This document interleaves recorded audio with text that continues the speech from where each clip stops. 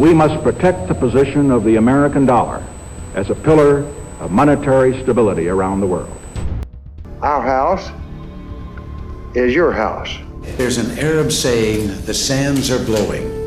And I submit to you, King Fahd, that if the sands of time give us any hint of the future, it is that in the days ahead, the friendship between the Saudi Arabian and American people will be a strong and vital force in the world. Then you'll see a worldwide depression that'll make the 1930s look like a kindergarten. In 2 months, you'll have bread lines in Detroit, riots in Pittsburgh. In 6 months, you'll see grouse right over Rodeo Drive, and Michigan Boulevard, and Fifth Avenue, all because you tried to stop a movement that couldn't be stopped anyway. Independent Islamic Republic.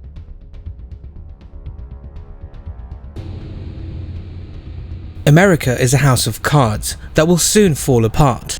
My dear friends, it's better to get rid of dollars whilst you can, because American exceptionalism is coming to an end.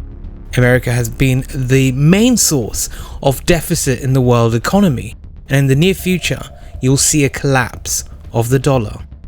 It will happen. The question isn't whether it will or not, but how fast will all this happen? So Russia announced it will conduct business in Asia, Africa, and Latin America in Chinese currency. Brazil, which has a brand new government supported by the Biden administration, announced it will do the same thing. Brazil, largest economy in the hemisphere after ours.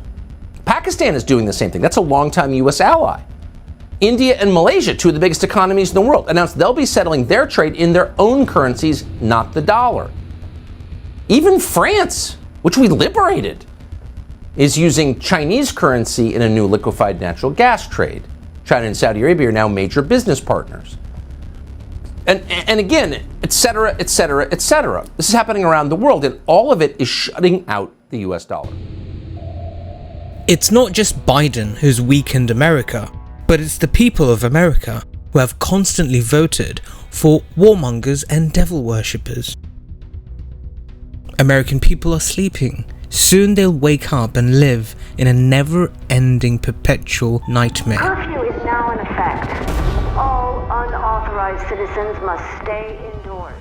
Folks, you see, after all sorts of pandemic-related quarantines, the Americans are allocating trillions to compete with China and fight climate change. The deep state in America is turning a blind eye to the staggering consequences of American debt, inflation, and economic growth. Today's America is the most financially irresponsible country on the planet, all because of greed and arrogance. Mr. President, you call climate change a code red for humanity. The World Health Organization said it will cause an additional 250,000 deaths a year starting in 2030. Are you prepared to declare a national emergency with respect to climate change? We've already done that. We've conserved more land. We've moved into, we've rejoined the Paris Climate Accord. We've passed a $368 billion climate control facility. We're moving. It is the existential threat to humanity. So you've already declared that national emergency? Practically speaking, yes. Yeah. And I will fight to the last drop of my blood, and with the Libyan people behind me. Get out of your homes and attack the rats in their dens. America is guilty of war crimes against humanity. They've spent trillions on war, all trying to protect their dollar and terrorizing the nations on the planet. If you remember, the socialist revolution in Libya, which resulted in the expulsion of British and Americans from military bases out there, what did the Americans do? In 1979, they included Libya in the list of countries sponsoring terrorism. And in 1986, the first attempt to attack Libya took place, Operation El Dorado Canyon. 7 assassination attempts were organized on Gaddafi himself, the leader of Libya, and he was wounded twice. In 2008, Muammar Gaddafi called for the creation of a pan-African currency pegged to gold. By that time, Libya had accumulated about 150 tons of gold, and unlike many countries in the region, The Libyans kept it at home, and not in the banks in London, Paris and New York. And what did the Americans do to him in 2011? Killed him in cold blood through funding Wahhabi zealots. This is how America played games with many nations on the planet, and thankfully all this is coming to an end. At least 22 countries, including Saudi Arabia and Iran, have formally asked to join the Brics bloc. Another group of 22 also expressing interest in gaining their membership. So it comes back down to the core group, doesn't it? Brics, of course, the acronym stands for Brazil, Russia, India, China and South Africa, are going to be discussing all things including geopolitics, trade and infrastructure in Johannesburg as of next week. There's been in today's world, Brazil, Russia, China, India and South Africa, along with many other BRICS countries, are becoming increasingly independent of the dollar, with or without their own currency. A very important BRICS summit is now scheduled for August the 22nd in South Africa, where BRICS nations will officially announce the introduction of a new currency for international settlements.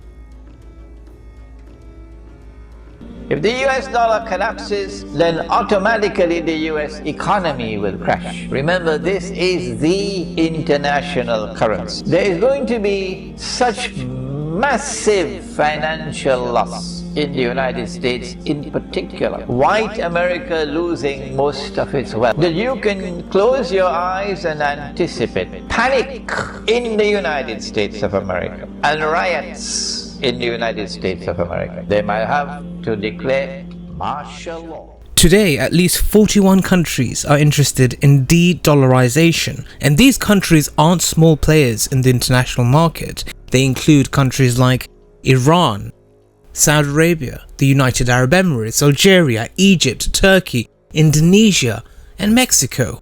These are influential economic powers and powerful countries that are developing at a very fast rate. China is already the most important trading partner for about 125 countries on this planet, and it doesn't hide the fact that it wants to abandon the American dollar.